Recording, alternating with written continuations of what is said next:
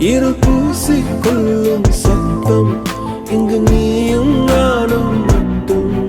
இது கவிதையோ? நீதானே நீதானே என் கண்கள் தேடும் இன்பம். உயிரின் திரையில் உன் பால் பிம்பம். நம் காதல் காற்றில் பற்றும் அது